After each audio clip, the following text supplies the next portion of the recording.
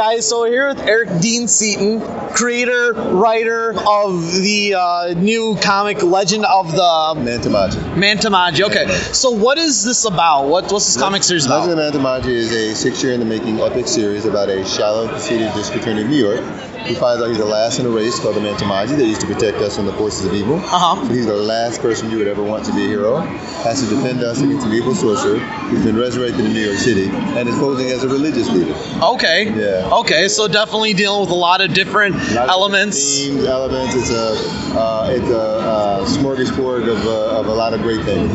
Okay, cool. What are the influences that you use when writing your stories? My thing is I'm from TV. I'm a TV director, so my influences come from a lot of live things, live action things that I've directed or things that I grew up watching and all that. But for comic books, I used to love everything by Jim Starlin. Okay. I loved Dreadstar. I loved Batman the Cult. He was the first one that did a graphic novel. Like anything from him.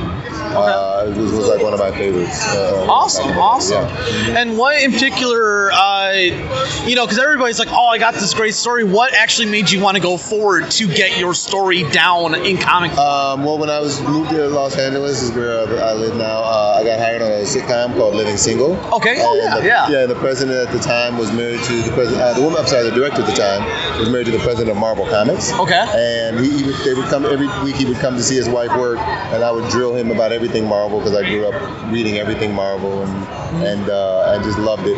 And ad nauseum to the point where he invited me to a company they bought called Malibu. Okay. And I got a tour of Malibu Comics, and at the end of the tour, they asked me did I want to write a Spider-Man Stop the Violence special.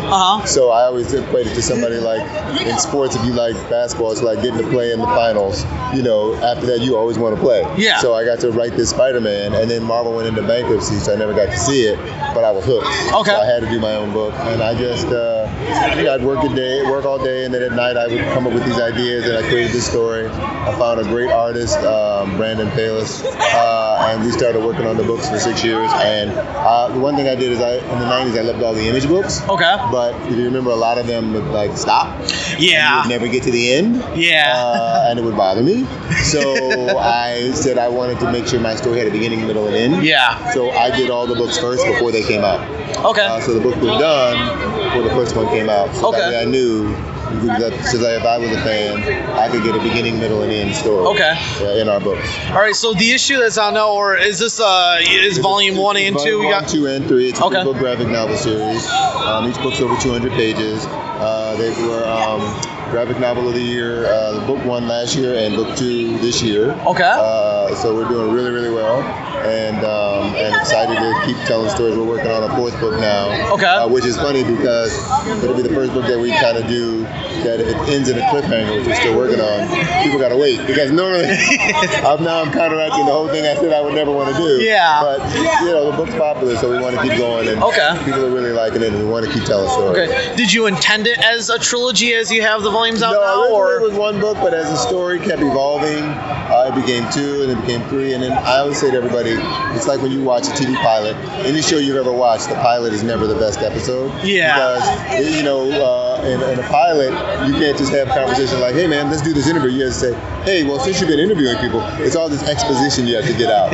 So we were actually had finished book 2, it never changed, and book 3 was perfect, but book 1 I kept moving things around. Okay. And then once I got to read them all in order, we made book 3 bigger because it just wasn't epic enough. Okay. There's so many things that we had set up in 1 and 2 that we wanted to pay back in 3. So, so that's how that happened. Cool. And then I did see that you had a video playing. Is that of a live action short that we shot, which is the first scene of book 1. Okay. Because we wanted to show how different the books were. Because right off we started away with action and all this exciting stuff. And it's a 7-minute short. And in the short you see his powers and weaknesses. You learn how to say his name, and it's the opening scene of book 1. Okay, cool. Yeah. Are you hoping for this to actually pick up into a full TV show, or? That would be great. The thing about I always tell everybody's always, it should be a TV show. Yeah, you have to remember, we grew up on all this stuff, but they're just now making these TV shows and movies because us that grew up on it are the people that are making it. Yeah. It's Marvel and DC see that are now smart enough to make their own product, you don't see everybody else doing it and doing it well because they're still thinking it's just comic books. Okay, yeah. When it's our Greek mythology, it's America's Greek mythology. Exactly. So the reason that Marvel is so successful because they have really smart Kevin Feige, who always says, if you listen to what he says no matter how crazy the origin is, tell that story. And the best example is Iron Man. If you really think about it, he got kidnapped. He was in a cave. They told him to build a missile, and he built a suit of armor, but nobody looked. Arms and hands don't look like a missile. Tell the story. It's still going to work because it's got all these years of history behind it. So in saying all that, yes, I would love it to be any other medium, but who do you really take it to? Because like I said, Marvel and DC are doing their own thing, so they don't want it. Yeah. So you got to find the next company that's willing to invest and then say, we trust your story. Yeah. You know, and when you think about that, look how many novels that get turned into movies and TV shows that get changed and get messed up. So the people that are buying that stuff still haven't wrapped their mind around. Yeah.